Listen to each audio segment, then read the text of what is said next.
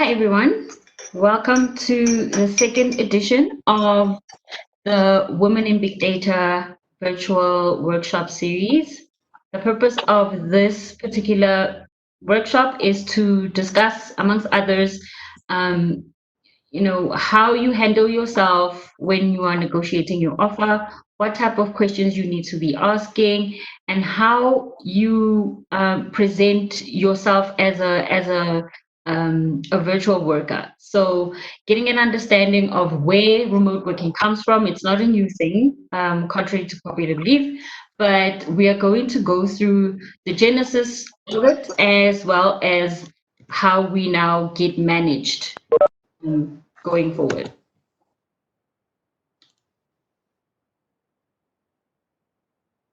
So this is the timeline, or rather the flow of our conversation today.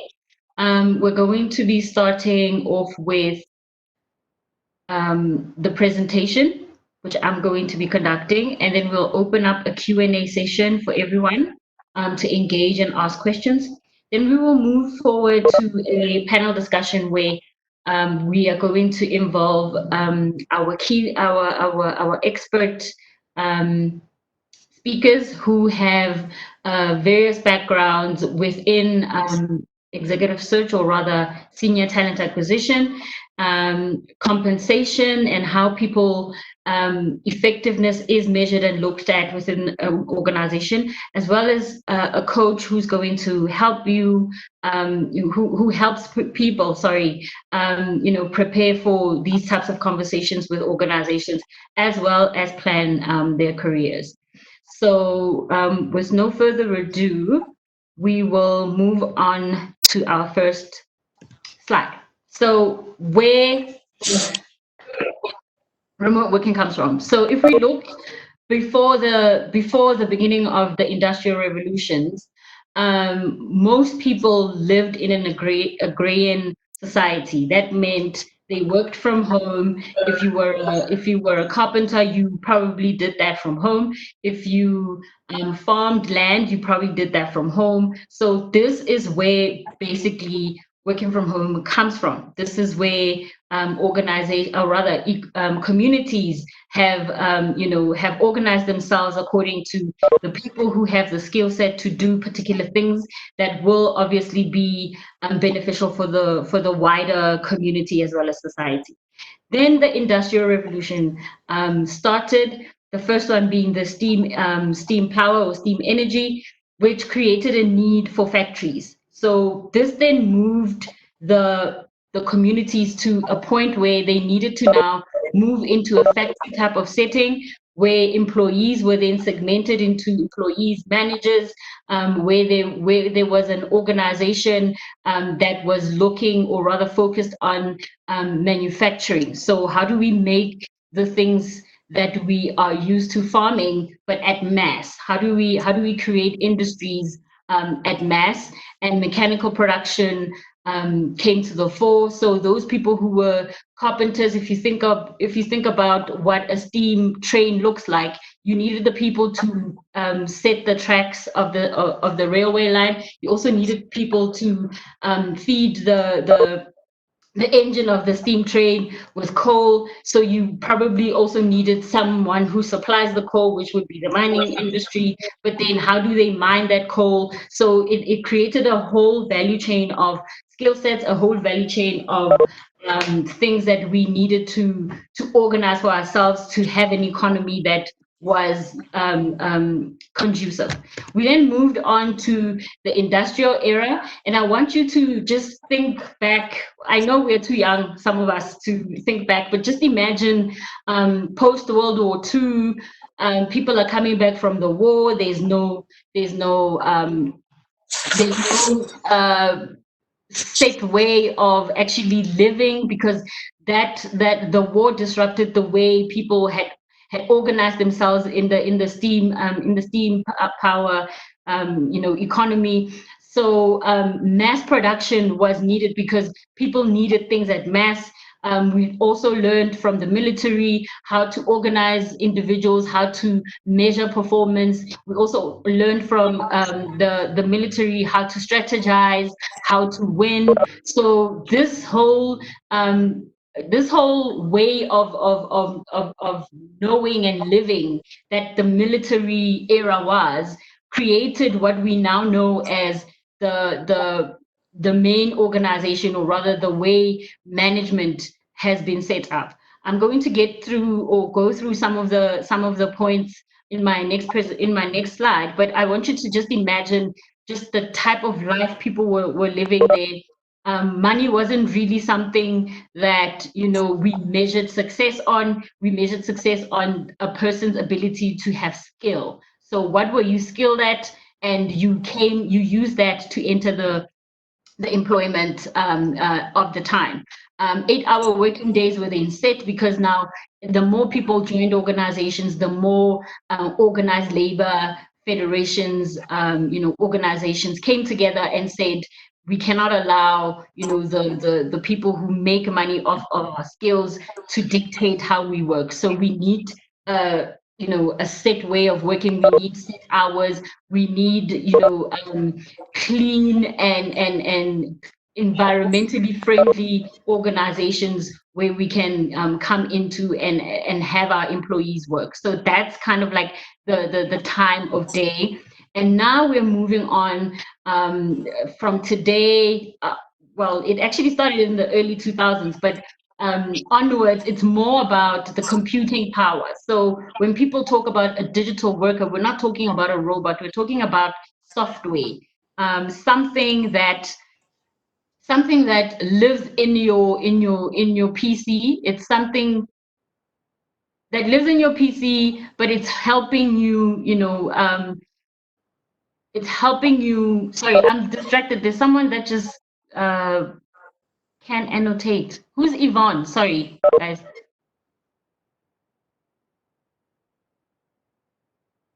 Okay, that was an error. Sorry. Oh, okay. So a digital worker is not a robot. It's someone, or rather, it's something that lives in your PC that helps you, be effective at your role. So if you think of software, we are now talking about the AI revolution. We're not talking about machine learning. We're not talking about deep learning. How all those kinds of technologies are helping us and to organize the way we manage people, the way we grow our businesses, the way we develop our skills. So I want you to look at it through those lenses, because this is very important for my discussion going forward. And then the next slide won't load. Okay. So now that we have an organization, how do we manage the resources of the organization? How do we manage the people? How do we manage the finances? How do we manage the way we do things? How we think about things? Enters theorizing, or rather scientific management theory. And this was highly influenced by the agrarian society, where people were living from earth, from the land. They were cultivating stuff from the land and then using it, to sustain their communities. So Frederick Taylor is the father of scientific management theory, and he came up with contributions that were influenced also by the Catholic Church, that were influenced by the military organizations that were forming through World War I, all the way through World War II. Looking at the mechanization of change systems like the aircraft production into large scale manufacturing, going back to my initial slide about how the steam energy or the steam power influenced or impacted the development of factories. So he then came up with a set of theory into which the managers could then use to as a framework to manage the resources of an organization. And then when we're looking at the late 1900s, enters Henry Foyle. He's a French mining engineer, and his contributions were based on how do we hierarchize, or rather organize, sorry, the organization? How do we manage the functions of the different organizations, defining them? He said that there are 6 industrial activities that managers need to look at, need to consider when they are planning. And there's technical, commercial, financial, which relates to the growth of the organization, accounting, which relates to the recording of the transactions, and then managerial as well as security issues. Those are the industrial activities that managers need to think about and consider. And he said that the 5 functions of management were planning, organizing, commanding, coordinating, and controlling. So as a manager at the time, remember now we're talking about the behavioral aspect of the people working in an organization. This is how you should think about managing people.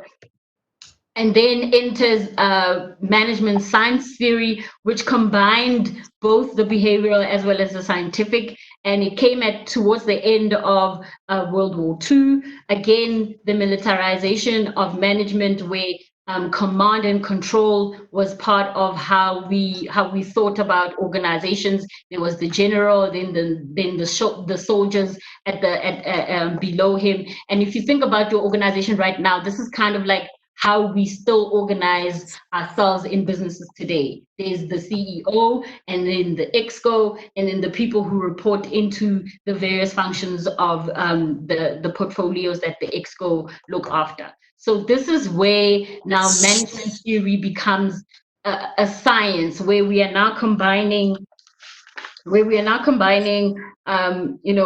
how we look at the people aspect as well as the relationship aspect with that, the people, how they relate, as well as the patterns of their communication. And one of the key thought leaders, or 2 key thought leaders, came out here, which was Alton Mayo, an Australian philosopher, as well as Max Weber, who actually went in and said there's 3 elements in an organization. There's the individual, the working groups, and then the participative management.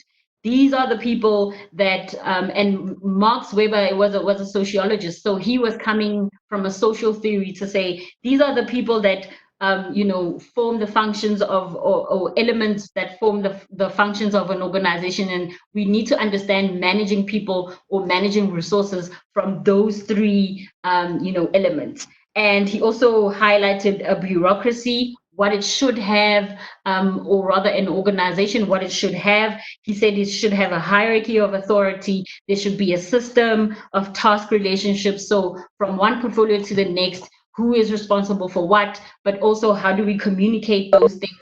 What are the written rules according to which people need to be, evaluated, communicated with?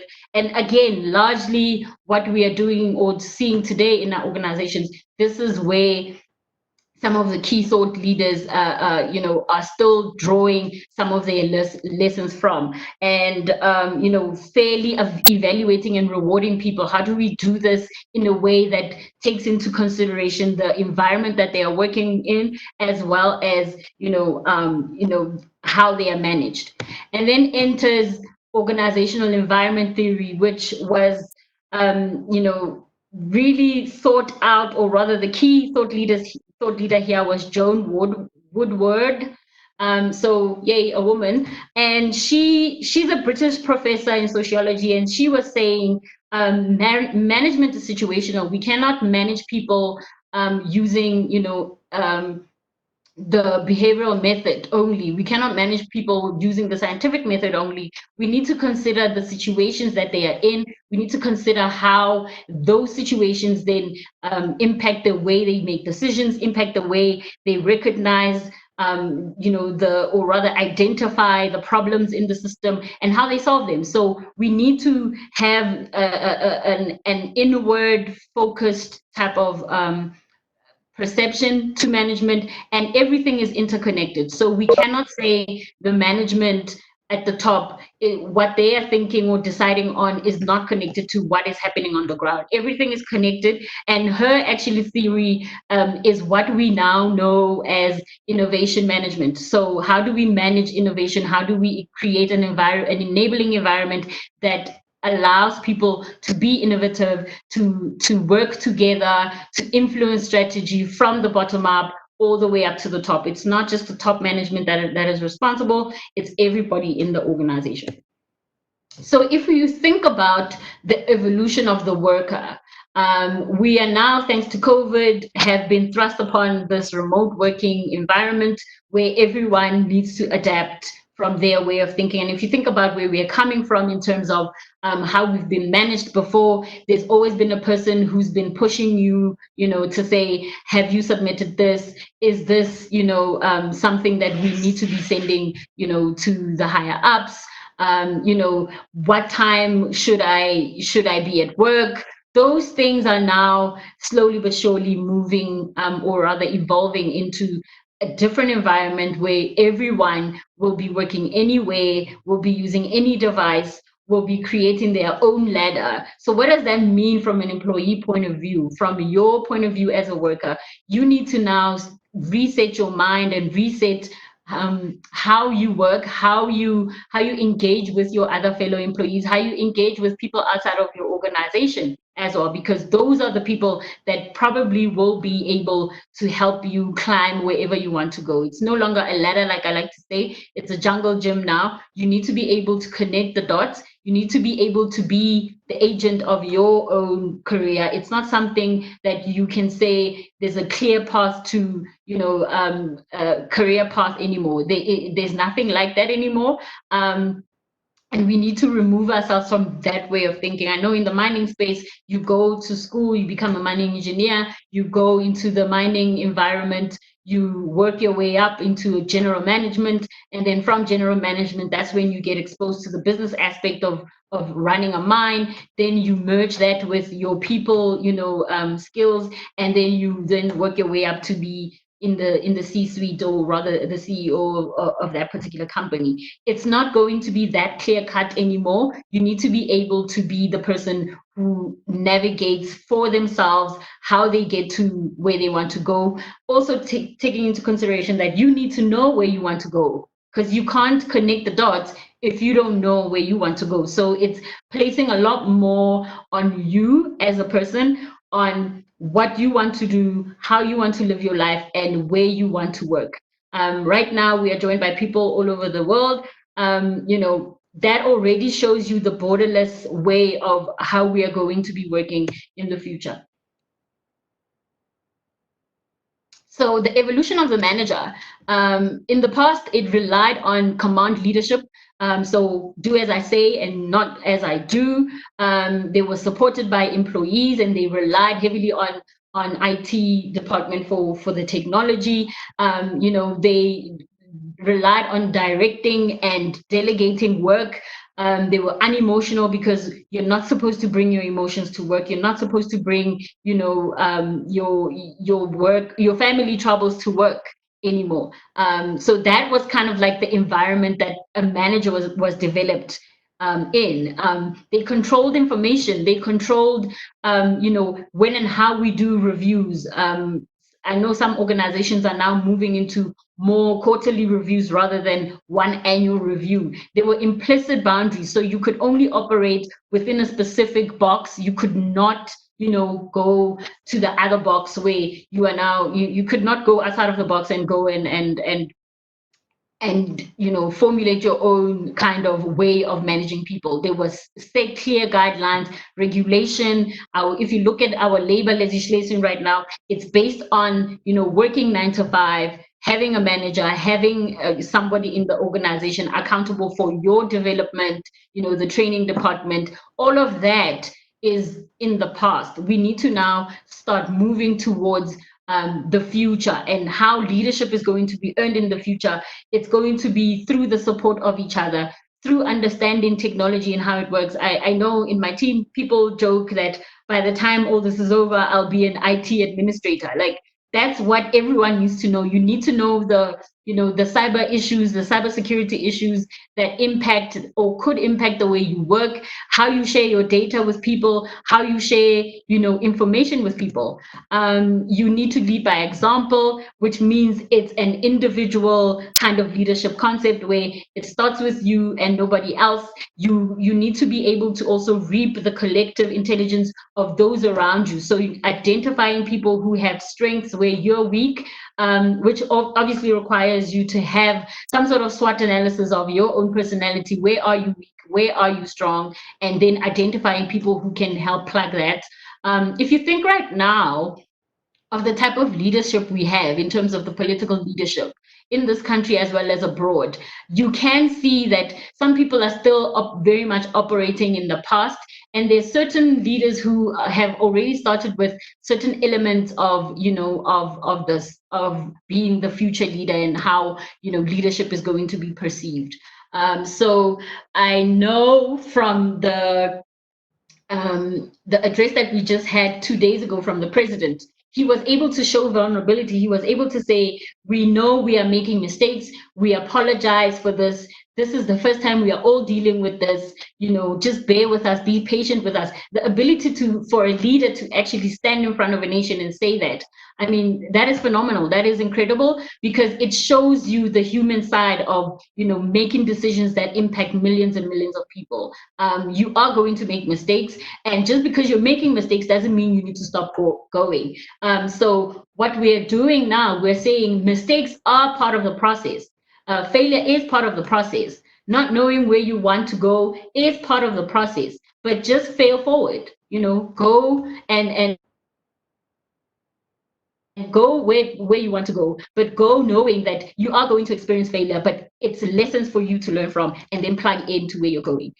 In terms of reviews and how we're going to be evaluating performance, it's going to be more real time. The more and more data, we collect from our various employees and organize it in a way that allows us to see their productivity. So what you do on your work PC will be tracked. This is something that you need to know. So if you're those people that like to use their work PC for personal things, I would ask you right now to go and clean up those things in your work PC and ensure that it's only work related things. Because what can happen is, there will be a time where organizations will be using what is on your PC, for either against or, for you to actually see, how do we reward this person better? How do we give this person feedback in terms of the productivity that they are putting in? The boundaries are endless. There's not going to be, a clear set box of, this is how we do things. This is why you're starting to see organizations going into agile ways of working, where different people with different types of skill sets and diversity thoughts come together in a team and work together to build a product. We cannot no longer rely on creating a product that may or may not be, enable us to enter a particular market, because we did not do the due diligence of the behavioral aspect of how people, would accept this app, or the legal side of, can we actually do this from a legal point of view? Unfortunately, right now, our policies in technology, or rather in data, are not as robust. I know with GDPR, the European community is trying very hard to hone in on protecting their citizens with data, and how this data is then, used by the big tech firms to develop products. So again, we need to be very aware of the daily data that we are inputting into our devices, where we are going, because all of it is being tracked. And this, by the way, if you guys are interested in this article, it comes from Jacob Morgan from the Forbes magazine. You could just Google him and then you will be able to see. So I suppose my thing really rests with you as the individual right now. How do you, if you were to measure yourself, I think this is the question that I would like you guys to take forward. If you were to measure yourself, what would you say your metric is? If you're looking at the information that is available to you, by the way, by having internet connectivity, you have immense information available to you. It's just how you want to use it. Are you surfing for quality information? Are you, just going onto the social medias to just gossip? So this is also on you as an individual, as an agent. But in terms of managing those things that are available to you, how well are you, are you using them in organizing yourself, in synchronizing, in collaborating with others, in integrating these things, in being more, aware of the uncertainty, but also being more productive within the uncertainty? I mean, we are all living in a VUCA world. So I guess for me, this is a challenge for everybody to just, question themselves and try and find some sort of metric to constantly measure their development.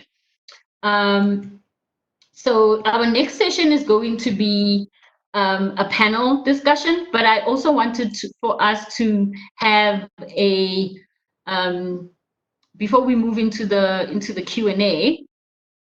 I would like for you guys to please go to your Safari or your browser and enter the web address above, and then enter the code above the screen, please.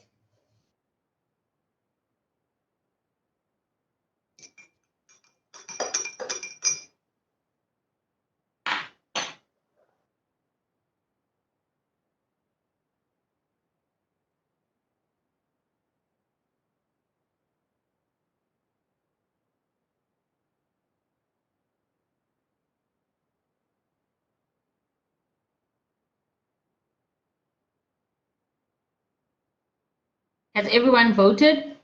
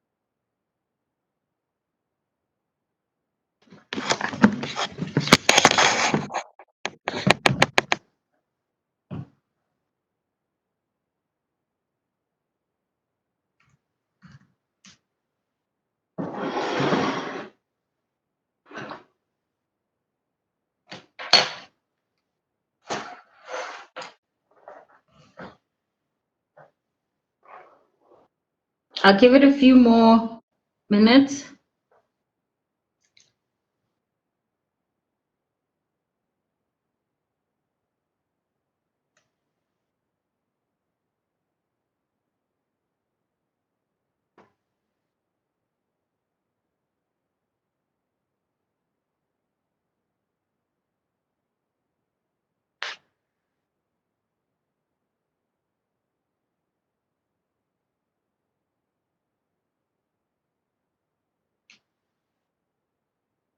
Don't log out, by the way. Don't log out. There's another question coming up. Don't log out.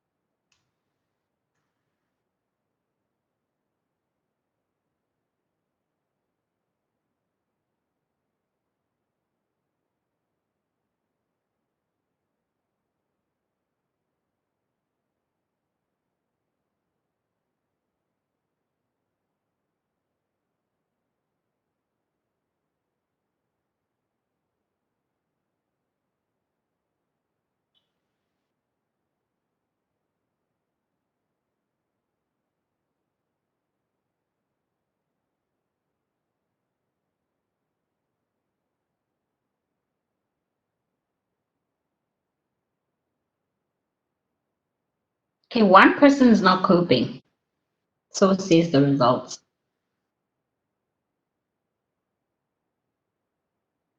I think we need to point out that it's important for us to consider where we're coming from in terms of um, the organizations we work at, and how we have been managed before. So our managers are also never nervous about how they manage their team. They're also nervous about um, how they will actually be managed by their boss. So we also need to keep this in mind, and not be hard on ourselves. We're not going to get it right all the time, but at least if most days or some days are better than the others, I think it's one of those things where we really need to pat ourselves on the back.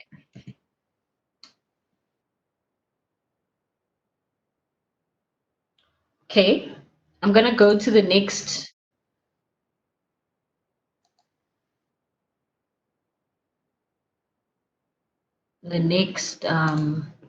question.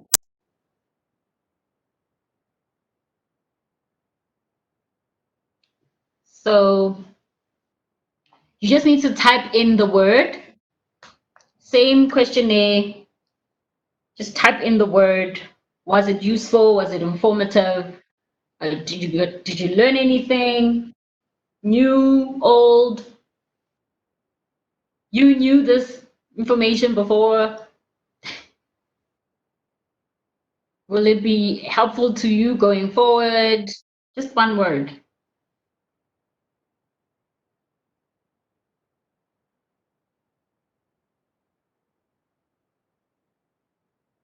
Oh, critical.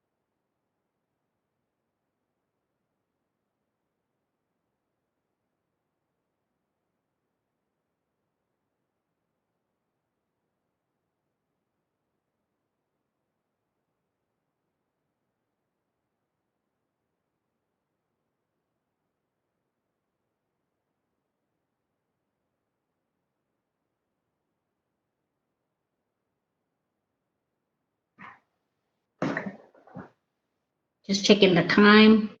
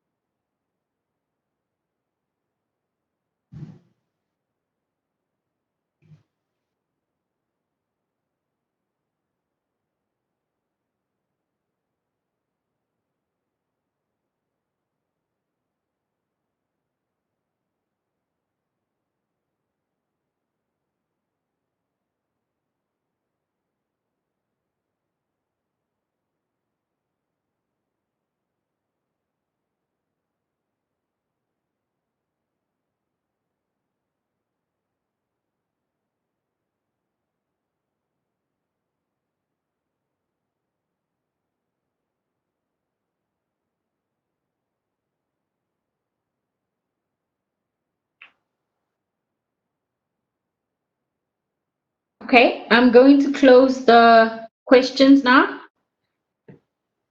and go back to the presentation. Any questions from anybody? Please unmute yourself. If you're not speaking, please mute yourself.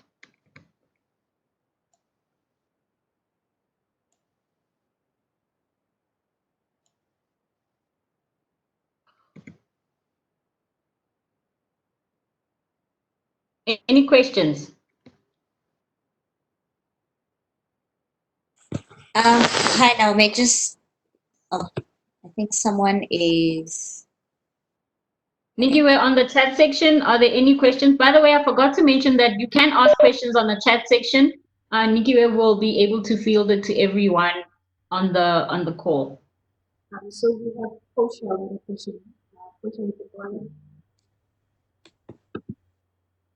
Say that again. Portia said here, I think she wanted to say something. I can't hear it. I also I can can't hear. hear it. I do manage the. Oh, okay. Let me.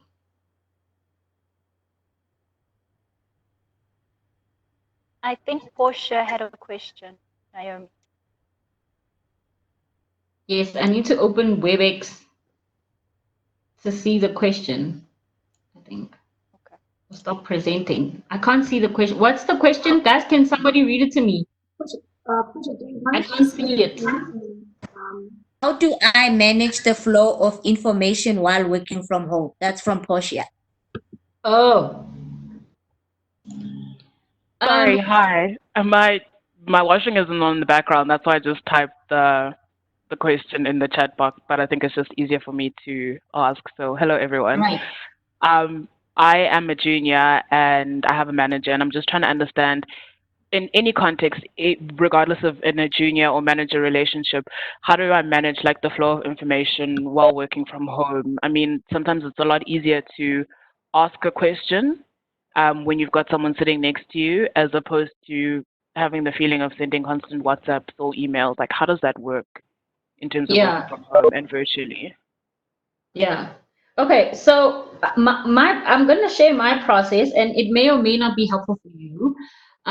So when you are requested to supply any kind of information or do any kind of activity, my advice to you would be to ask your manager what the outcome is, or how he wants, or how he or she, sorry, I'm going to use the male pronoun, how he wants to use that information, because that will allow you to then gain a sense of where that information that you supply will be applied, as well as subsequent questions that you can ask upfront that will help you better, deliver that type of activity for him.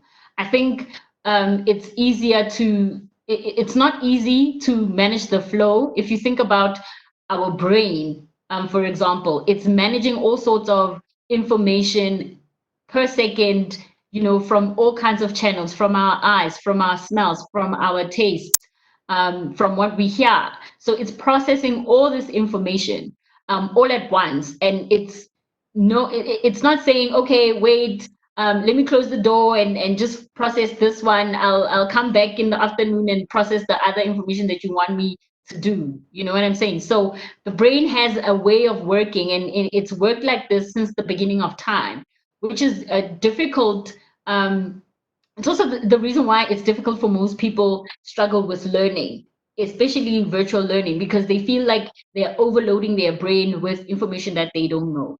So managing the flow, you can't necessarily control that because it's not something that is in your control, but understanding what that information you're expected to provide is, how it's going to be applied, allows you to then ask the questions up front that you need to complete that particular task. It also allows you to gain a bigger picture of what your role, how your role adds to your team. I hope I answered your question.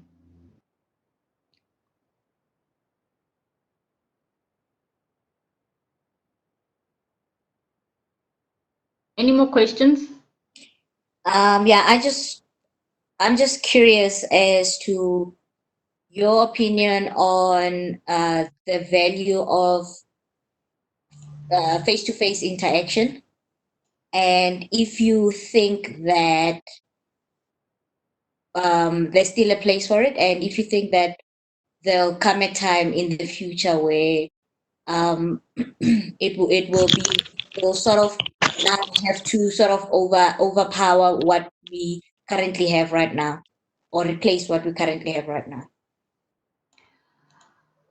Okay, my opinion is that there's no way we will be able to substitute or eliminate human interactions. What makes us human is the fact that we are able to connect to other people, and we are able to, have relationships with them on various levels, either from a customer organization point of view, employee organization point of view, colleague to colleague. I don't think there'll ever come a time where individuals are not working with each other and are not working in a face-to-face environment. I do, however, think that the way we think of teamwork right now and what we classify, effective team productivity is going to be measured differently, and it's going to be different because we will also be, actively working with digital workers in our team. So the people who are, for example, in my space, who will be helping us schedule interviews for candidates. So if you think about recruitment right now, you are coming into a company, apply for a role, and then you get called by a human being saying, here is we found your profile and we would like to interview you. When are you available? That will be done by a chatbot. That will be done by, some sort of AI that will take that type of administrative work away from the recruiter and actually put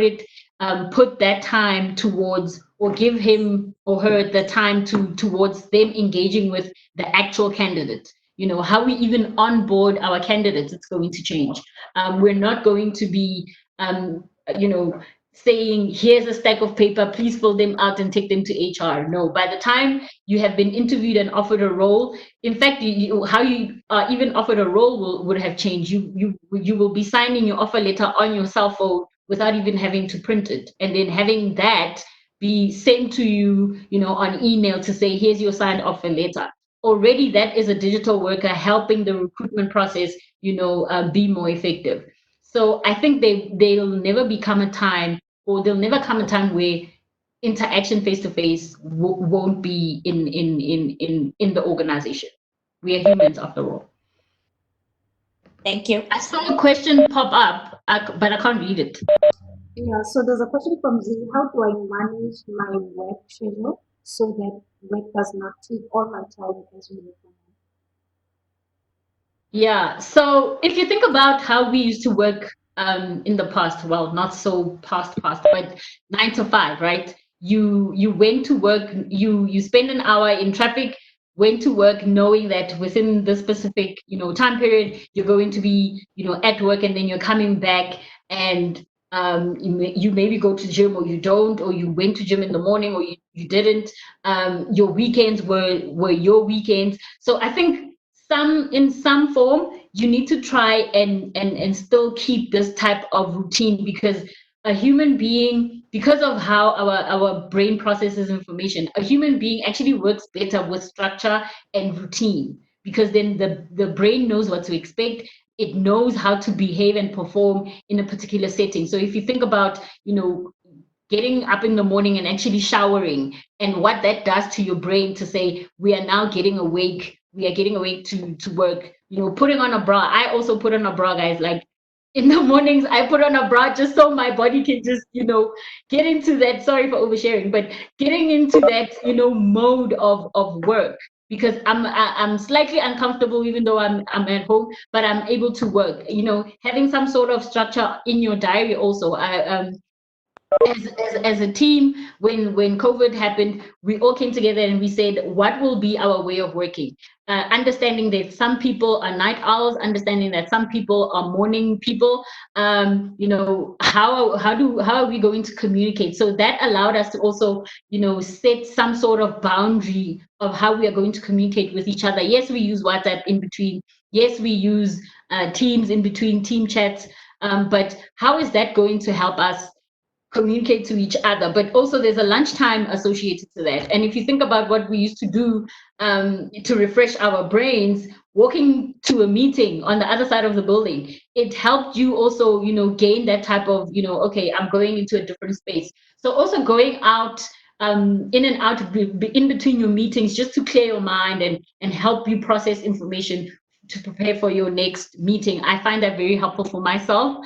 So that's what I would suggest you do. Put together a structure for your day, understanding that you used to work within a particular set, and this is how your brain actually processes information and allows you to be more productive.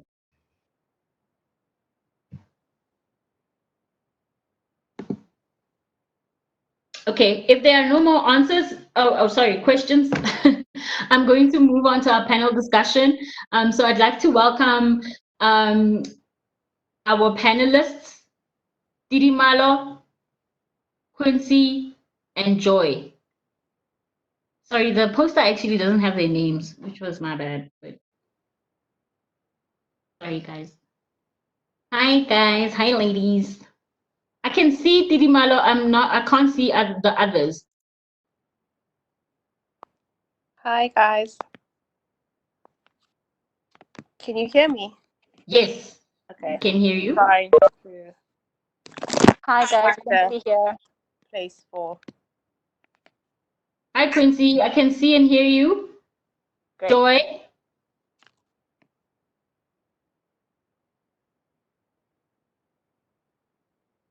Is Joy on the call?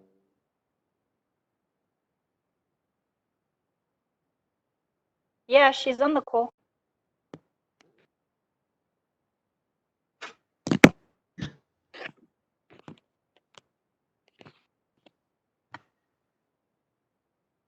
Sorry, I was experiencing technical issues, so I had to just jump on my cell phone for this. So if it looks a bit unstable, it's literally because I'm holding my cell phone in my hand. Yeah, I'm Okay. the same. I'm trying to find a place for my cell phone. Joy. Oh, hi everyone. Can you hear me Okay. clearly? Yes, we can. Perfect. We're about to start the panel, and we can see you. Yay! So, ladies, I'm going to start off with just brief introduction, 30 seconds. Anybody can go. I suppose let me start with Joe. Let me start with Tirimalo.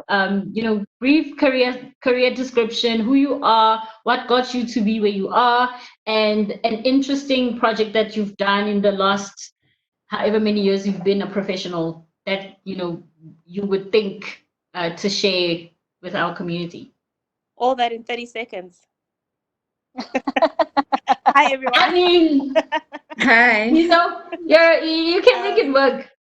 I'll try. So I'm currently a senior executive search consultant in the research department for my firm Riverhouse Partners, based in the UK in London. I've been in executive search for about 6 years now, I'm guessing. My focus areas have probably been TMT as well as What do financial you mean by services. TMT? Oh, sorry, I took it for granted that not everybody will be aware.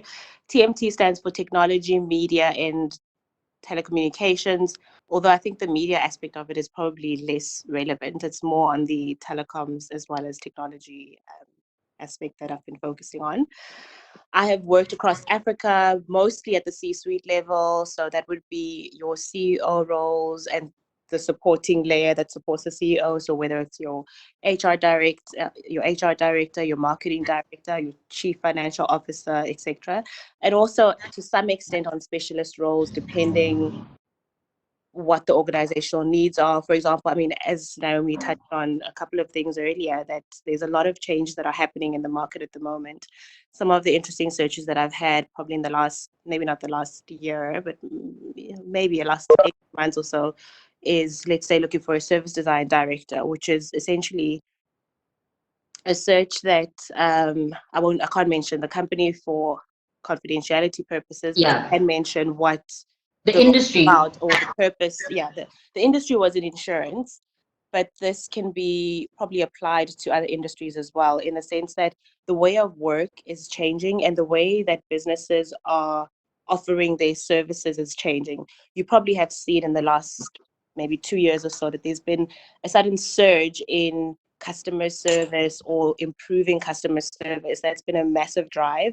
And so a service design director would be somebody who, in an insurance context, is somebody who would be coming in and instead of the traditional approach, which is having a product, let's say life insurance, for instance, that has been designed, and then they take it out to the market, and then they'll iterate after it's already in the market. So the market will say, oh, actually, we don't like this, or they'll respond in a certain way. They will then take that back, iterate that product, and then put it back in the market so that it actually reflects what people want. The service design approach would be to say, okay, go to the market first, understand what people want, and then build something that actually fits what people want. That reflects, It is efficient. It makes things work. I think the easiest thing is to say it's efficient. It cuts on cuts a lot of cost. Yeah, but what it means is that for large corporates, it does mean that they have to change. It has to cut across the entire organization, because then it undercuts the entire foundation of how everything else is done. So it's a massive change in the way that we do business, and you'll probably see it happen a lot more in other industries as well in different ways. Yeah. Okay, great. Thank you. Yeah. Quincy? Yeah, wow, thanks, Joy. That is actually very interesting. I like the way you put your background. But first, let me say thank you so much, guys, for having me. Naomi, thank you for setting this up. It's been such an honor to participate in this conversation, and I think it's critical. So my name is Quincy. I'm the founder of Hello Coach K, but I guess a background professionally, I'm a continuous improvement specialist. I come from a project background, so process efficiency, really just finding bottlenecks and finding inefficiencies in organizational processes. And if there wasn't a process before, then I would actually model it or re-engineer it or whatever the case would be. But I quit my corporate job actually for Hello Coach K, because this was actually something that was just in my heart to do. And at Hello, we really just realized that there was a gap with graduates and young professionals in terms of their career aspirations realistically compared to their expectations. And we wanted to essentially be their career guide within that process and help them kind of align not only their career aspirations, but also understanding that their purpose is something that actually can be aligned with their career. So yeah, that's what we're trying to do with Hello Coach K. And I think one of the biggest sort of misconceptions that we have is that, your career, like you mentioned in your presentation, that it's linear. We're seeing a big change now in that, you can actually pursue your purpose in your career and you can be creative in it. When I think my undergrad qualification is in financial management, and I've never touched a financial statement, I've never touched a balance sheet. I literally decided for myself what I wanted my career to be, and that's what I chased, and that's how I got into projects in continuous improvement. So that's the kind of sort of value add content and information and partnering that we want to do with graduates and young professionals out there as well. So that's me in a nutshell. Okay. Thank you. Joy? All right. So hi, everyone. Thank you so much. Thank you so much, Naomi, for this opportunity to contribute. It's quite an honor. So for me, my name is Joy Mwangi. I'm an assistant manager or senior consultant at PwC here in Kenya. So my academic background is actually in economics and finance, but in line with what you're actually saying, just making your own trajectory in terms of your career. I have a passion for HR, and that's how I came into Reward, which is what I specialize in. I'm a compensation and benefits specialist. So basically what that means is that I help organizations structure salary and benefits programs for their employees that are equitable, you would say, and competitive. And yeah, I hope to bring some value to this conversation. In terms of a project that I've recently done that was interesting, we recently, I was involved in a project to vet Kenya's top employer. And so it was quite interesting just to see what different organizations have as programs for their employees, and actually just seeing that organizations are really investing in people. It was actually interesting to see, and there's a correlation between employers who really invest in their people and the productivity that that brings, and also you can see it in their performance, even in the financials. That when employers actually value their people, it correlates to their performance, and vice Yeah. versa. Yeah. Yeah. Okay, All right. while you're on that topic of competitive salary and how organizations, try to remain competitive, just break it down for us, for the layman. What elements of compensation should job seekers be on the lookout for? So thank you for that, Naomi. So in terms of compensation is a very broad, I would say it's quite broad, yeah. And when you're just new in the job market, the first thing you think about when you hear compensation is just your basic salary, yeah, because obviously you're The fresh cash from campus. component. Yes. Yeah. What is my take home? What will be hitting the bank? But once you get into it, compensation is very broad. So you have the cash benefits and the non-cash benefits. So the cash benefits would be your basic cash, your allowances, like say there are organizations that will give you housing allowance, transport allowance, telephone allowance, all sorts of allowances. I think they would differ, probably across the world. I mean, they would differ. It depends on the industry practice. But here in Kenya, you find that employers like giving basic plus add-on allowances. So you'd have your bonuses, you'd have your commission, and then on the non-cash benefits would be things like your pension or your retirement benefits, your medical insurance. That would be inpatient, outpatient, your maternity. Yeah. So it's an overall package, and obviously the best way to look at it is from a holistic perspective. As a job seeker or as a newly, if you're actually considering taking an offer, you really have to look at it holistically. Yeah. Yeah. Okay. So don't just look at how much I'm going to net, basically. Don't just look at how much is going to hit my bank. Look at what other benefits that are non-cash that you can then take advantage of once you are in the organization. Yes, you have to look at that, and probably you also have to ask the right questions. So you would probably need to ask, what will be my overall package? That would be basic plus everything else. What is the total? What is my total guaranteed package? Yeah. So that then you can obviously look at it in light of the situation of that you are in life. Your lifestyle, obviously. yeah. Yes, and it should obviously be in line with your lifestyle. Yeah. So, for instance, I would say, like for a young mom, especially as myself, looking for a new job. Obviously, you have new dependents. Like if you have a new baby, you obviously want health insurance, yeah, because it can be quite pricey. Here in Kenya, it's quite pricey. So you really want to take that into consideration. If you're giving me medical, how many people are covered in my medical cover? Is it just myself plus one member of my family, or is it plus whatever the number, And obviously, with young kids, probably they keep getting sick, they catch colds here and there. Yes. Yeah. So you really have to be cognizant of where you are in life, and then that should then direct the kind of questions that you're asking in terms of then what is the overall package that the organization gives. Yeah. And Tiri, let me bring you in here while we're on this topic of compensation. In terms of trends, what are those that are emerging when organizations are looking to attract senior skills?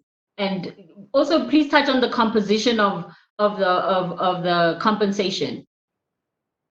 Okay, great. Yeah, I think in terms of how organizations put together a package, the trend is it's different for different markets, and different countries. So as we've heard just now. So I think, for example, in the South African context, most corporates will use the Patterson grading system, which is basically a system that looks at the job description, what are the requirements, and it will then grade into 6 categories. It'll give a salary range across 6 categories of jobs, or in terms of what they require. And then other countries, I mean, if you look at the UK, even in Europe, they have a different, similar kind of grading system. It's not called the Patterson band, but it's a similar salary grading system. So ultimately, it will be that. And then in addition, they will look at your current salary. Most companies will ask for your current salary, and then they will use that to either benchmark, to look at your experience as well, and whether or not you fall into the band. It tends to be very difficult to push your salary outside the band unless they then push your role beyond whatever the band is. Whatever the band is. Yeah. Which can happen and does happen. Very, not rarely. I suppose it depends on the level. So at the junior levels, it will rarely happen. But as you get more mid-level to senior levels, it is possible. But more, I think 9 times out of 10 companies tend to want to stay within that band. However, I think what an interesting thing, and a market that is probably leading in terms of how they're trying to do this a little bit differently and eliminate or mitigate bias in this space, is the US. So the US, about 4 years ago, in 2016, has passed a law that has made it illegal to ask candidates about their previous salary. Yeah. So what this does is that suddenly you're now being paid what the job is actually worth, first of all. Second of all, it allows you to negotiate for what you think you're worth without having to fall back on your previous salary. You can purely base it on what the job requires and what your experience is, and that is it. Yeah. But whenever the US is mentioned in compensation, I'm always like, I'm always a little bit nervous, because their labor laws are not really what we're used to. Yeah. For them, there's no such thing as public holidays. It's Thanksgiving and Christmas. Yeah, they do. And sometimes it's not even Christmas. So what we're used to in terms of labor law covering us and the employees or the labor, it's actually very far removed from the US. What the US is doing. But I suppose from a compensation point of view, trying to put the agency back into the employee rather than being the organization dictating, what this means for the employee, is a different way of viewing things, which obviously then assumes a lot of things, right, about the employees, that they know how to negotiate, that they know what they are worth, and how to actually ask for their worth, right? Exactly. Look, to your point, I mean, that's purely based on, let's say, the cash component. If you're looking at non-cash benefits, as we talked about just now, that's a different ball game, because then I think that could be things like leave. Look, there is a standard in the US where it tends to be 10 days, which is probably laughable if you look at other markets, right? So if you look at us. However, your salary could be double, quadruple what another market might be getting. So I suppose it comes down to what you value the most and what works for you. And there's nothing preventing you from working in an environment that makes you happy and that makes you comfortable. Absolutely. I think the theme of today's discussion has been, you are the one who is designing your life. You get to decide where you're going and what you like and what you would like to do. And so you then need to work in an environment equally that supports that. Yeah, absolutely. Okay. Quincy. So, Naomi, yes, I actually wanted just to touch on that a little bit, because what you and Didi are talking about is so important, especially for the graduate or the young professional. Especially I was actually going to ask you that, like, what sort of questions do they ask you when they come to you to prepare for an interview or to prepare for whatever, really? So that's the thing about graduates and young professionals, is that until they kind of come across our page, they don't know what they don't know. So they'll usually come across our page and see our content, and then really start to understand that, okay, so this is what I've been doing wrong. So the biggest question is obviously, I've been sending out applications. I've sent hundreds and hundreds of applications on my CV, and I'm not getting any hits at all. Can you look at my CV and tell me, what am I doing wrong? But then the other aspect of that is generally in the interviews. So their CV might actually do what it needs to do for them. It might not be great, but it's at least shortlisting them for interviews. But they're not getting called back for the second round interview. You know, they're not even getting to the offer stage. So Yeah.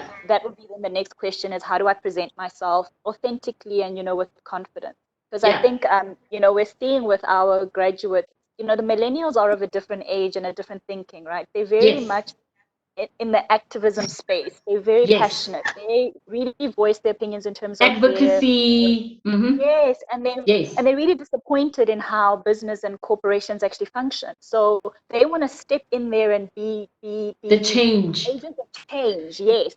Whereas with our generation, how we were, you know, we kind of came in quiet. We were like, I will change it from the inside out. Just get Yes. me through the door. We were very And coy. We were like, I'm gonna get in. Once I'm in, then I will change it.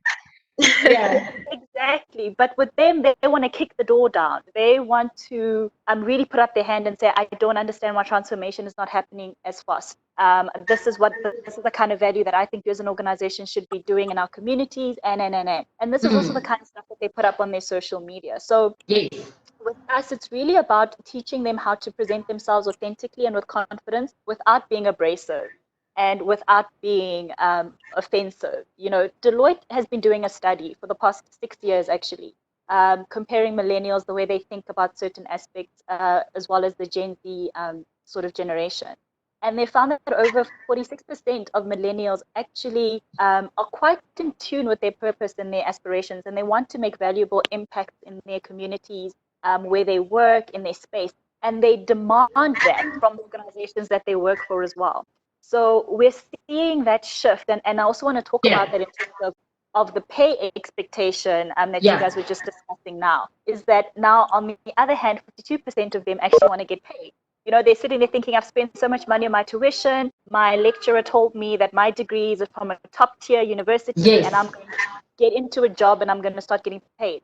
And in Yes. our South African market, interns or graduates average anything between 3.5 thousand to 5,000 Rand a month, sadly, right?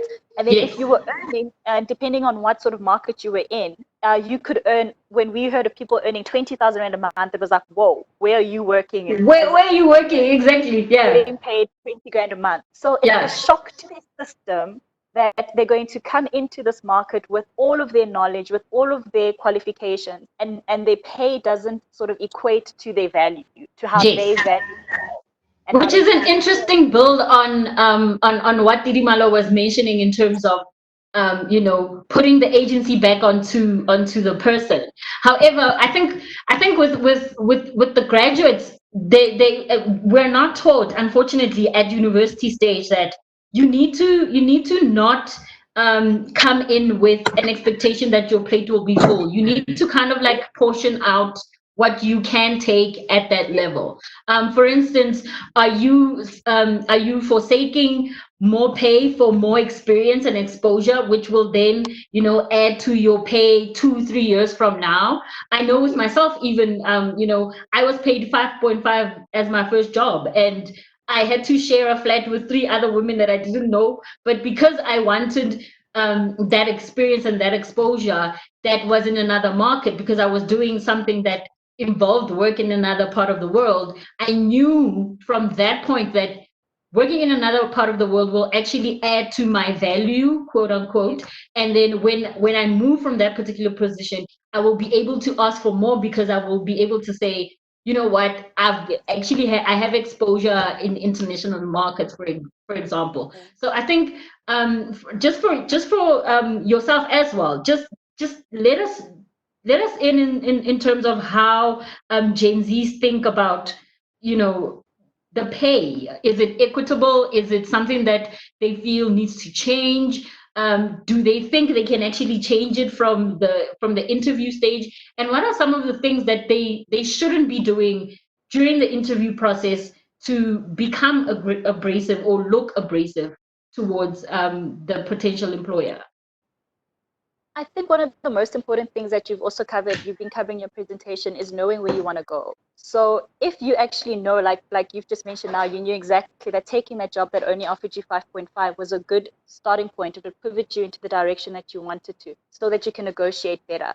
So I think it starts there, really understanding what you want out of your career when you start and what that means. So I mean, for somebody in finance, for instance, most organizations in finance, as a person coming in, you're either going to start off at your operational level or a contact center. And that's not necessarily glamorous. For the millennial, it's not a glamorous job, and it also doesn't pay very much. But it's where you need to start. It's not an Instagrammable job. Yes. Yes. But it is where you need to start. And if you take that opportunity and you really mold it and work it and acquire the knowledge that you need to acquire, network once you're within that organization, you can propel yourself in any direction that you want to once you're in the organization. So I think the biggest thing there is also to, don't look down on specific jobs based on how you personally perceive them, because they really can pivot you into the direction and the spaces and the departments that you want to eventually get into an organization. But I think the toughest thing that my audience has is, how do you even start to talk about the price, to say, I'm not happy with the offer that you've put in front of me. I genuinely thought I was going to receive more than that, and to do it in a way that is considered professionally etiquette, for instance. We always mention how, you can't start talking about money within the first 2 interviews. You don't talk about salary, you don't talk about expectations. But perhaps if we started there, we could also, stop wasting each other's time, or closing that gap between your expectation and the reality of the job, and kind of shake us into that sort of idea that, okay, so this is what I can expect from the get-go. Because in the South African market, you don't really get the salary band as you're applying, right? It's only done at negotiation stage when they eventually want to take you on. And then you start talking about the offer and you start talking about money. So I think there's still quite a bit of work to be done, but that's generally what they want to know, is then how do we negotiate that. And it's tough when you don't actually know the etiquette of corporate. You don't know what you are supposed to say and not say. And I think the nice thing is, I always say, really go and ask somebody else. So if you're not sure about what the offer looks like, what they're offering you, I mean, we've seen a lot of millennials as well really not understand the difference between a basic and then everything else that Joy mentioned, the rest of the package that comes with it. So they don't value things like pension funds, retirement funds. They want their money now. So they want the bank, when it hits on the 25th, it must be 0, 0, 0. It mustn't be, things that I don't understand. I'll see the pension fund later. I'm not even planning to be sick, so I don't need medical aid. I'm not planning to, to die, so I don't need life insurance. Just give me the money now. That's it. So I think there's it's a lot about really getting them to understand what your pay slip looks like, what the offer entails, and what does that mean when they say basic and certain allowances. And again, what Joy, to go back to what Joy said as well, about looking at where you are in your life and what matters the most to you. Because a lot of these things you can reduce. You can reduce the percentage that goes into your pension. I mean, in our South African market, you can't say you don't want that pension payment. It's part, it's part of the package. But there are certain questions that you can ask. And don't be scared to ask. I always say, don't be scared to ask. Even if you're asking the question, as politely as you possibly can, to say, sorry, Mr. Recruiter or Mrs. Recruiter, I just see this in the offer and I just want to check with you and double check, what does this mean? It's about having the confidence to even start having that conversation in the first place. But don't just leave it, don't just, I don't like this amount and I'm not going to engage. I'm not going to, because that again is rude. So we want to have productive conversations. True. Joy, we're talking about money now. Like, now I want us to get into the meat of the conversation. We're talking about the money, not the insurance, not the fralalas around the money. I want to know, how much am I going to be paid? Is this a short-sighted way of considering an opportunity, or should we be, as candidates, looking at the entire reward plate that's on offer? All right. So obviously, money is the biggest motivator. And even when you talk to employers, when they do their employee engagement surveys, no one is ever quite satisfied with the money. So there's a CEO who was telling me, in as much as we keep doing this service, the employees will not be quite satisfied with their salaries, and the moment you actually give them a raise, their spending obviously goes up, and they actually want more. So that's from an employer perspective, and obviously from employees, you need the raise, and money is important, obviously, because of what you can do with the money. But I would say it is, especially from a graduate, if you're just getting into the job market, you need to have a broader perspective to it. To build on what Quincy was saying, that you need to look at the overall, where do you want to go? Yeah, so I'm getting into this company at an entry level. But in 1 or 2 years, this is where I want to see myself. Is this organization going to give me exposure? To the industry, maybe to people that are, to build my network. So, but also to build a network requires money. I need to put petrol in my car so that I can attend that conference, or I can attend that industry event. So if I don't have money, how am I going to build this network, guys? Obviously, no. I'm not trying to undervalue the work that actually having money comes with. But so if you're just getting into the market, probably just trying to find out from your peers, or probably if you've just gotten from campus and you had, guys who graduated just 1 or 2 years ahead of you, just getting to know how much did you get, say it's in the financial services industry, how much does it pay for entry level, so that at least you know what are your expectations. What are your expectations? And then so that you're also not disappointed. You get out of campus and you have these very high expectations. I'm going to be driving that, whatever flashy car you've seen in no time. So just managing your expectations, and so that you also don't lose morale so early on in your career, because it can also be very detrimental to your career. So just getting that market research and knowing what these roles are actually paid, specifically for a specific industry, because it's also different. You find an accountant in financial services is probably paid differently in government. So just getting that market research down and knowing exactly where you want to go will really be helpful. If you're just getting into the job market, you want to start a family or something like that, obviously you want to look at issues in terms of flexibility. What is the organizational culture? Can I actually negotiate some of these things like flexibility? Can I work from home 2 days out of the week? Yeah, those kinds of things. Yes. So that is really important. Getting to know what working in XYZ company actually the life is like, and that you can guess. Probably you can do some research. Can you hear me? Yes, we can. Yes, we can hear you. Oh no, it looks like we've lost Joy. So Didi, let me bring you in. There's always that one person in a short list, that has the confidence to negotiate hard for their offer, and then there's that other one that just accepts the first offer. Like, here's the offer from X company, and then they immediately sign, and then you get that other one who's like, no, I'm not happy, they need to change this, do you think which strategy out of the two is the most conducive and works better for the candidate's sake?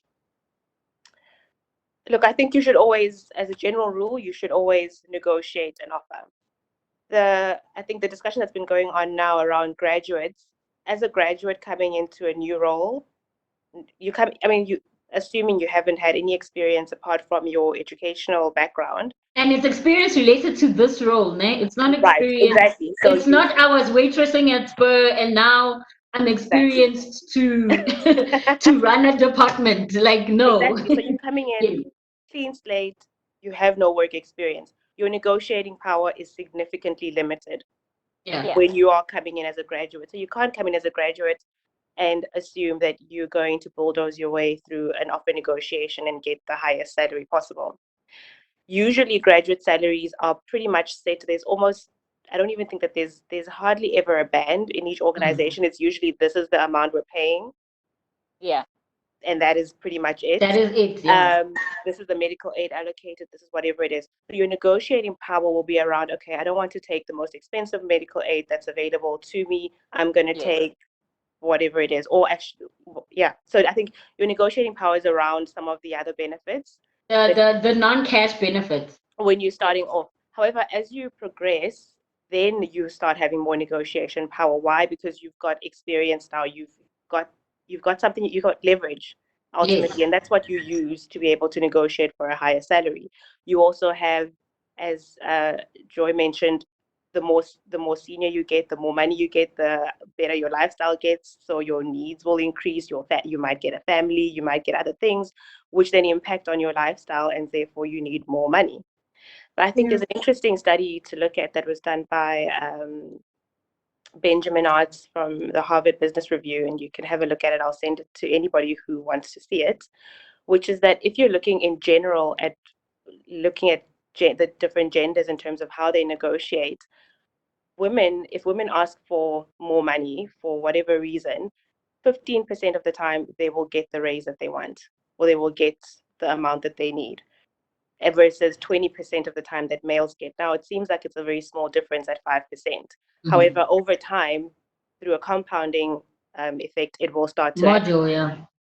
exactly, and then you end up with the gender pay gap, which is well known and very well documented across various markets. Yes. So I would say in general, you should negotiate. How aggressively you should negotiate is a matter of emotional intelligence. You need to assess who you're dealing with and who you're speaking to, and you navigate around how you ask for your money.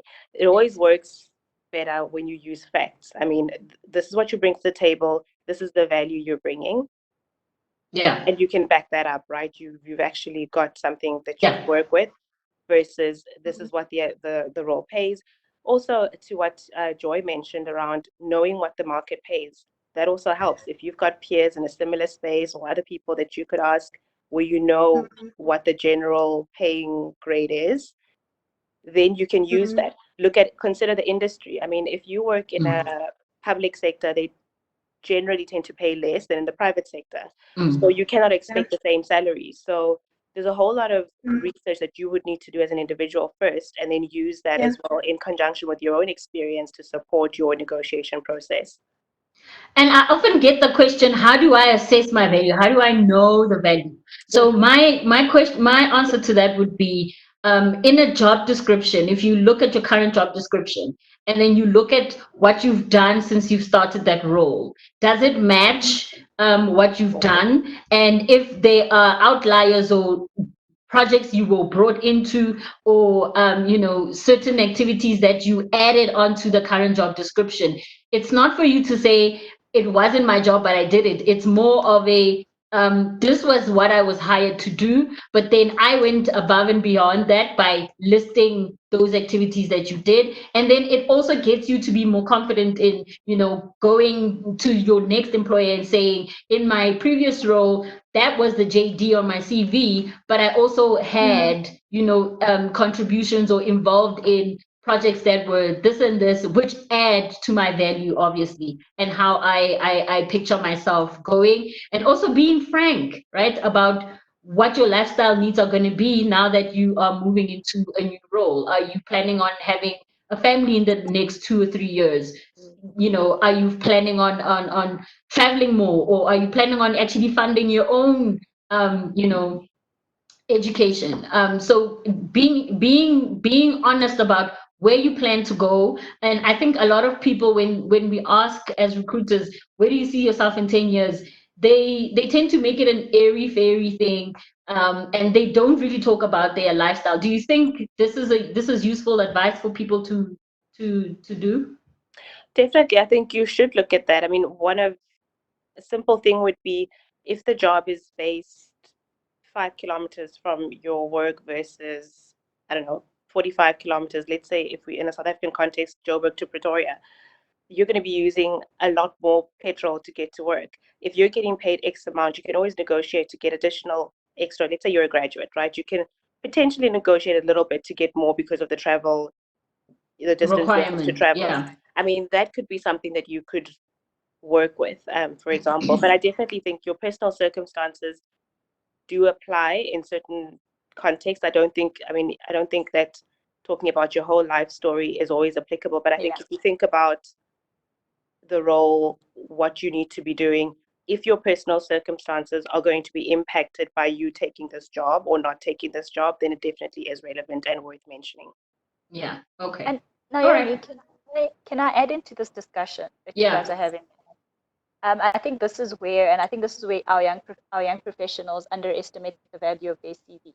So when we're doing CV updates or CV construction, the one thing that we're finding that they're not doing is they're not actually highlighting their projects or their achievements. You know, everybody wants to take that roles and responsibilities, like you've mentioned, spec, and put that on their CV.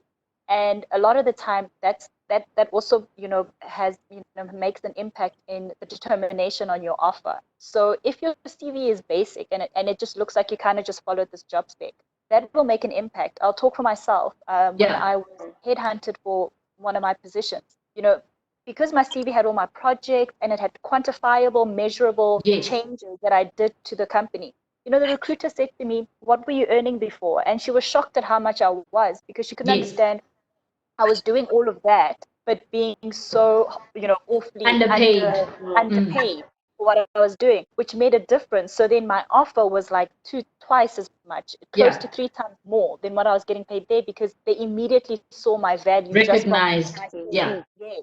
Yeah. So if your CV actually does that for you, then again, you don't necessarily have to find yourself, especially like, somebody young, having to have that uncomfortable negotiation conversation if you're not skilled or equipped to have it. So I think also putting in a lot of work into your CV can help you to get as close to a great offer as possible. I agree. And does having confidence and using it in negotiating this offer, does it assist a young professional? I know confidence is applicable to everybody. We do have an issue within the workforce where women are a lot less confident to say what they want and claim it for themselves. But do you guys think confidence plays a major role, and how do you help support that confidence for yourself? Is it a data related issue where you're doing the market research behind what you're going to be doing at that particular company, how much you're going to be potentially earning? Or do you just, how do you develop that innate confidence to allow you, to enable you to have these conversations? So I think one thing that I would, sorry, did you want to go? No, sorry, carry on, Quincy. Yeah. Oh, okay. Okay, so what I was saying is that, there's power in knowledge and in evidence, like we've been saying. You've got to put facts on the table as well. Yeah. And a lot of the time when we're sort of bustling through our daily job, you're not actually paying attention to the value that you're adding to the organization. And I'd want to say to anybody listening out there that you really need to start doing that. So you really need to start looking at whatever space you're in, the work that you're putting in, how does that impact the organization in a positive way, or your team, or whatever the case may be, and document these things, because you're going to need to have those conversations on your LinkedIn. That number, yes, you're going to need to draw that number.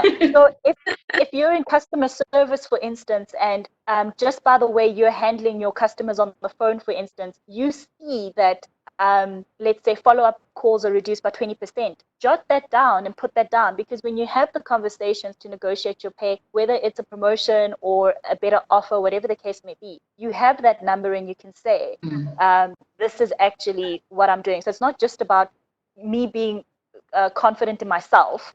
It's saying, here's why I'm confident in myself as well, and why I say I deserve what I deserve. Yeah. Dee, anything to add? Yeah, I think I agree with what Quincy said, but I think it's a lot easier to do all of that when you are at a sort of junior to mid-level and upwards, because then you've got something to work with.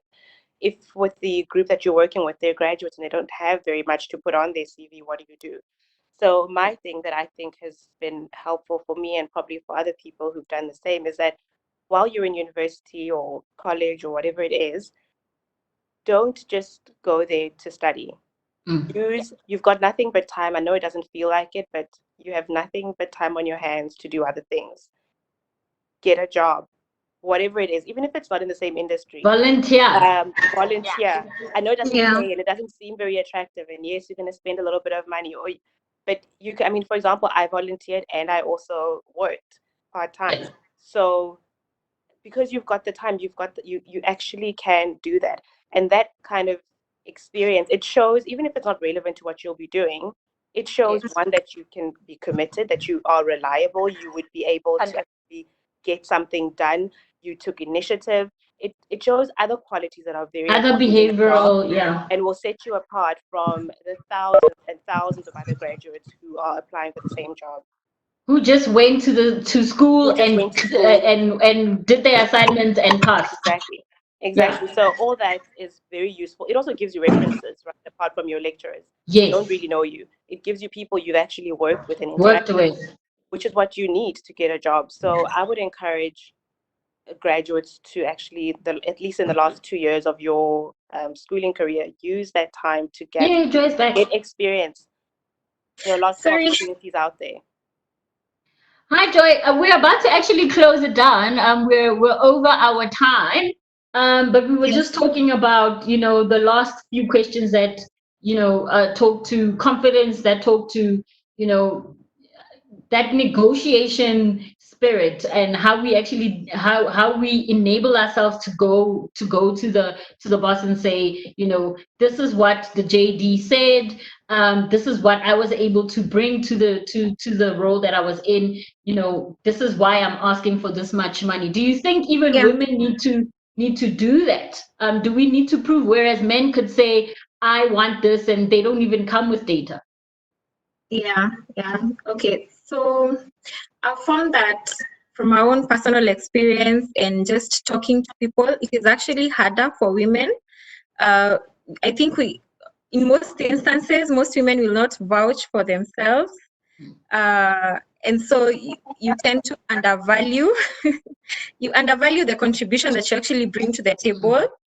And it comes out even in the way that we actually speak, or you know that you've actually done this and contributed this much, say, to a project, but you know you actually don't make it known that the contribution that you've actually made. So I think that's the starting point. It's actually getting it out there, not in a bragging-ish kind of manner, but just so that everyone appreciates the value that you're creating in the organization, as Quincy was saying. So that then you're not overlooked for promotions.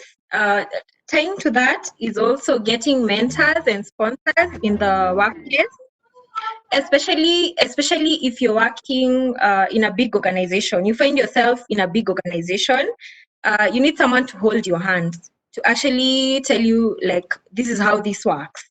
And so that even when when discussions on promotions are actually being held, you have someone to kind of voice your whatever you're doing. Your sponsor can actually vouch for you. You need those sponsors. And I think there is need for young women to know that just early on as you're getting into the workforce, because you find in most instances you get into the workforce and you really have no idea. You just think that you'll just work 8 to 5 and you're good to go, you'll get the promotion.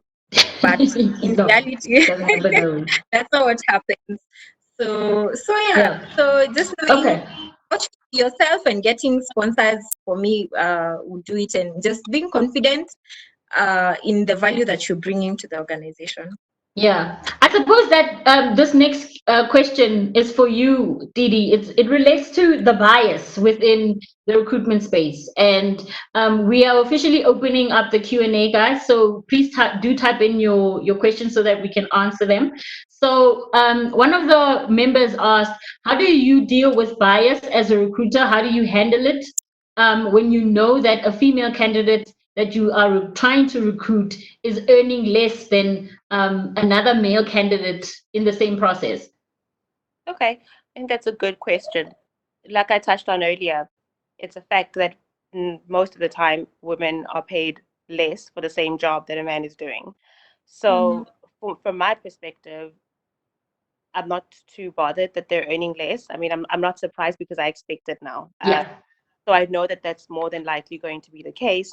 My role as their agent or representative is to try to bring them up to market, which is Yes. what I have done successfully with every placement that I've done. I think the idea is that you need to, if you've got not every recruiter will have your best interest Interest at at heart, heart. yes. I think the difference perhaps in our business is that in the search business that it is you do tend to maybe put in a bit more effort in terms of making sure that your candidates are taken care of.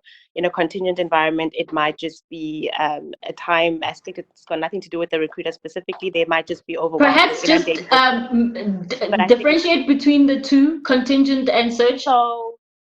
Contingent recruitment would be recruiters who, so the recruitment business is, the model is different. So they're set up to, let's say APSA, for instance, is looking for a certain job.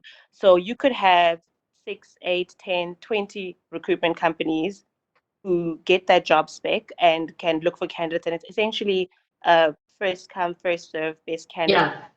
first kind of thing. Whoever submits the Whoever shortlist submits first. the shortlist first Yeah. of the best candidates, I guess, will get the placement. So it's kind of the lucky draw. You know, you Yes. put in the CVs and whoever wins gets rewarded Yeah. ultimately.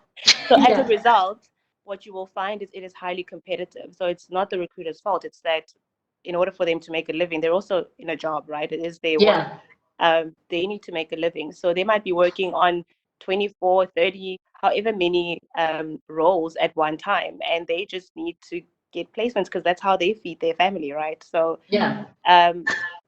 it's also, the onus will be on you also to try, if you do get an interview, to then kind of further yourself in that process. But from Yeah.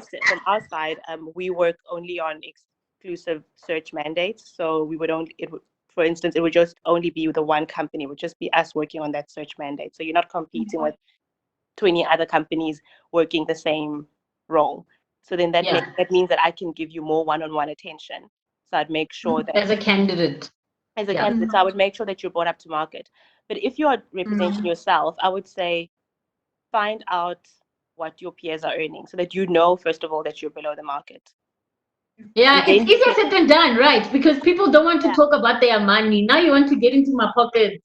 Look, this brings me to a question that we're probably going to talk about, which is around networking. And there's an interesting study by Brian Uzi from Kellogg, who did a whole research on this whole networking thing. This is how you extract information, right, around things like salary. So for men, it's probably easier to just share their salary. They would just tell each other, you know, this is the going rate at this company, and it's fine. For women, interestingly enough, having public access to public information isn't actually as beneficial. It actually hurts your whole process. For women, it helps to build strong networks with other women. Yes. So because then if you have a strong friendship with somebody, they're more inclined to tell you, look, this is what this organization pays. These are some of the issues that I'm facing or that I used to face when I worked there. So then you know what to anticipate, and you can use that information when you make your next career move. So I would say the best thing to start doing is building those core networks with people who are going to help advance you. It's important to still have the public ones, but I think from a female perspective, very important to start building a network of women who are in various industries who are going to help you move yourself forward. Yeah, and I think also women tend to shy away from having the face-to-face engagement. I know from my experience, you know, recruiting, you will get to a female candidate and then you will then be like, okay, then tell me about the commercials. How much are you on? What do you want? You know, how is this structured? Bonus? What's the percentage? And then they start to now, you know, shy away and reduce their voice and have this, you know, this is how much I'm like it's like what did you say? And can I get back to you? And then they would rather actually email you the conversation. How does this hurt the process, do you think? Yes, it does. I think, look, Mm. I would be remiss if we didn't recognize that it's probably a cultural and maybe a societal Yeah.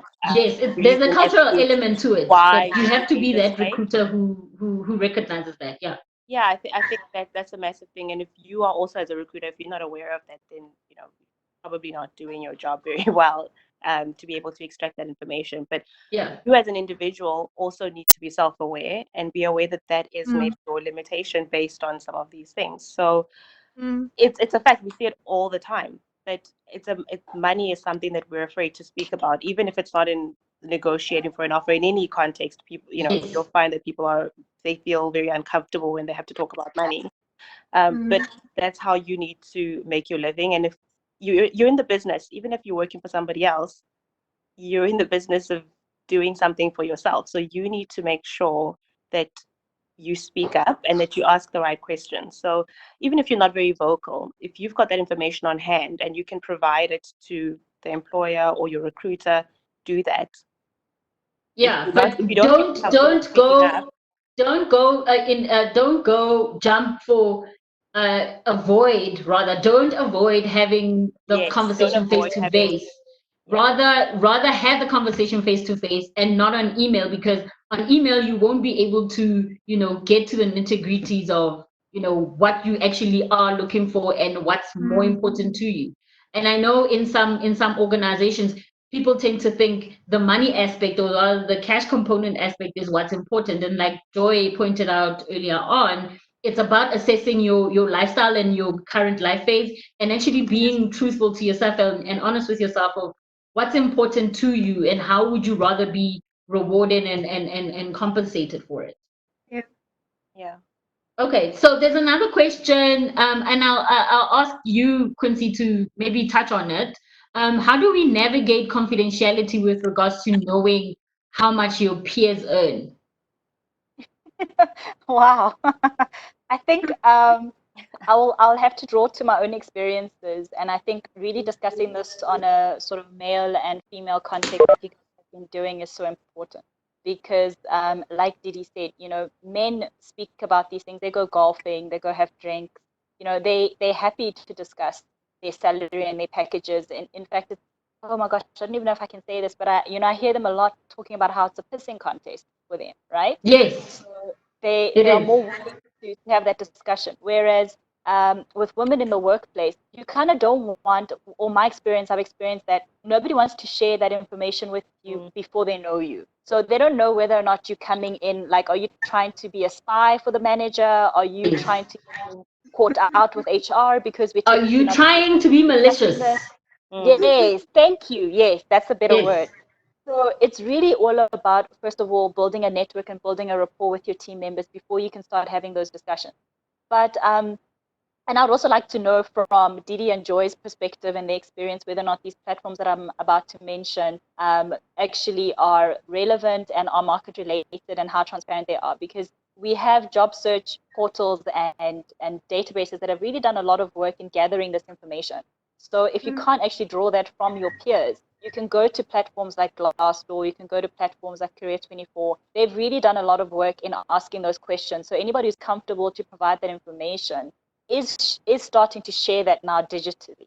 So Yes. if you can't get that information from a colleague or somebody face to face, really try to find these platforms that will as well kind of give you that information. I know Yeah. for me though, personally, I think I'm just an approachable human being. So it's never been difficult for me to get that information from my colleagues, and I've used it, for my benefit as well in terms of negotiating offers or better bonuses or whatever the case may be. But people will only talk to you if you build a rapport. So it is about networking, unfortunately. And I often say having confidential conversations with regarding compensation. It's actually playing into the hands of the organization, not the candidate, because then you are negotiating from a far removed left foot rather than on an equal footing, and the organization always knows something more than you do. So if you approach a promotion process or a new offer process with no knowledge at all. I know from the software development, community, OfferZen is doing a lot of work with that in that space to really try and ascertain from the people who are degreed computer scientists and those who are non-degreed software developers, rather. What's the difference in pay? And they've actually had an aggregate in one of their presentations from last year to show that there's actually not that much difference. But because the job description says must have computer science, 4 years, what, people also forget that a job description has to fulfill certain regulatory laws. So there's certain things that need to be on that job description from a law perspective. It's not necessarily saying you need to be successful in this role, you need to have these things. It's just from a legal point of view, this is what this person is required to have. However, we are seeing more and more in the software development space that companies are hiring more and more non-degreed software developers and paying them almost the same as those that are degreed. So using that information, going into an organization and a negotiation rather, and using that information, I think elevates your confidence a little bit. Also, it allows you to explore certain things of also how do you guys remunerate, in general. Just having that initial discussion when they say, do you have any question for us? I always say to people, whenever you're asked if you have any questions, don't be like, no, I don't have any questions. Ask about the process. What's the next step after this? How do you guys reward people who go the extra mile? How do you guys reward, people who are promoted from within the company? What's your talent philosophy? Is it a build, buy, or borrow philosophy? Understanding how organizations work from a people perspective, researching these things beforehand, I think brings an elevated conversation to the interview process as well as the offer process. Okay, I'm just mindful of time, and we are literally 5 minutes away. Do you guys have any closing statements? Joy, I'll start with you. Okay. Sorry, I'm having a bit of network issues, so I won't put on my video. Okay. So just to conclude, I would say when you're approaching a job offer, just to reiterate, that you need to look at it holistically in terms of the compensation package. I would say don't be so fixated on the cash element. Look at it from a holistic perspective, and go further to actually look at what is your career trajectory. What do you want to gain out of the experience working for the organization? And yeah, because the salary might be okay, probably say below your expectations, but just get to find out in a year or so, does this organization have a grading system? Does it have a career progression system in place? And probably in a year or so, you'll be earning more than your peers who got in, actually earning more than yourself at the entry level. So it doesn't necessarily have to be all gloom. The fact that probably you don't get the basic salary that you want. Look at the long-term perspective and what are your goals in the long run. Yeah. Okay. Didi? I'll just answer Quincy's question quickly around the career junction. I think you mentioned Quincy and Glassdoor and whether or not Glassdoor, platforms are reliable. I think Glassdoor in general tends to be fairly reliable. Career Junction I found to be not entirely accurate based on my own experience, but I suppose because I don't know what the sample is and which industry, So from my perspective, it hasn't been the most accurate, but I find Glassdoor to be better. Overall closing remark would be, I think people take the time to think about the experience you've had, make sure it's well documented so that even if you're not the most confident speaker, you've got enough written down that it's going to help you to get to that interview, and you can use that information, rely on the facts, rely on on merit, and that will, I think, help further you. And if you are at a graduate level, do the best that you can to get experience, whether it's through volunteering or getting a part-time job. That will help get your foot through the door. Yeah. Okay. Thank you. Quincy? I think I'll speak from a graduate perspective then as well. I think, like Didi said, getting that experience is critical. But I also want to say to them, be creative about what you want to do. So don't limit yourself. Just because you have an accounting degree doesn't mean you have to be an accountant. Really sit down and look at your strengths, your skills, your passions, your purpose, and see how you can utilize that degree to really sort of forge the career that you want. So I would say that. I'd say be creative in your career journey. And also just that, don't discount jobs that might not be glamorous just because they're not, or just because the pay isn't what you're expecting it to be. Experience is gold, because once you get it, nobody can take it away from you. So get in those organizations, get into the fields that you want to be in, and find ways to propel yourself. Yeah, absolutely. Thank you so much, ladies, for agreeing to set aside time to talk to us and contribute to this workshop. I guess from my end, the closing remarks from me would be, if you think about your career, or rather the world of work in a funnel, the more information you get to do up top will help fill out the other layers, so that by the time you get to offer stage, which is here, you have enough information on hand and in your mind of what you bring to the table, how it's going to be useful to that organization, and seeing yourself as talent. A lot of people don't see themselves as talent, and this is why you get into an organization and you seem to get lost. You need to see yourself as talent. You are providing a service to a company. They are not hiring you because they don't have anyone else to hire. They hire you because they think you have the right skill that they need. You have the right attributes in terms of behavioral attributes that they want in a person, if that fits into their culture, their values. So they are offering you that money, or rather that offer, because they see value in what you bring.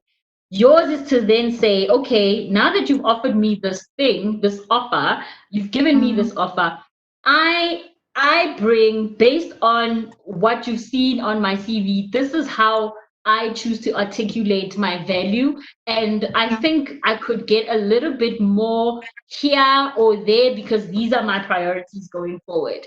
It also remember, an offer also sets the tone about the type of professional you're going to be in that particular team, in that particular organization. Not being abrasive, yes, but also being clear about, this is where I plan to go in my professional career. This is how I see my development. Asking the questions also about, do they develop their people, so that you can offset that cost onto the offer. If they offer you if they offer to pay your degree, for example, that's not something that you need to worry about. Therefore, you can take a lesser cash component, because you know that the investment is on the back end, on the non-cash component. So just looking at those things, where you are in life right now, your life phase, your current lifestyle, factoring all that information in, so that by the time you have the conversation, it's an informed one, and it's one that you won't regret, doing or taking in 12 months time. Yes, there will be that period where you feel like, I should have asked for more money, because wow, I'm dealing with a lot, but you were clear from the beginning. And also understanding the review cycles in the business. Now it's going from annual reviews to quarterly reviews, so that can compound over time, for you to say, in the last quarter, you guys reviewed my performance to be this. So I would take that from this, from the previous 3 quarters, this is how my productivity and my performance has been. So I would like to renegotiate my offer. And if they don't, and you can do this, but not at graduate level, obviously, because you have no leverage, but at a mid, level all the way up to senior, you can then go, if this is not on the table by this end, then I'm leaving. I have actually had conversations with senior skilled people who said to me, I told them that by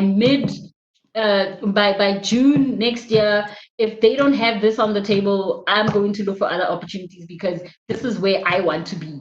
And women are getting even more and more vocal about where they see their development going and how they want to be remunerated for it. So I really hope that this conversation was useful for you guys.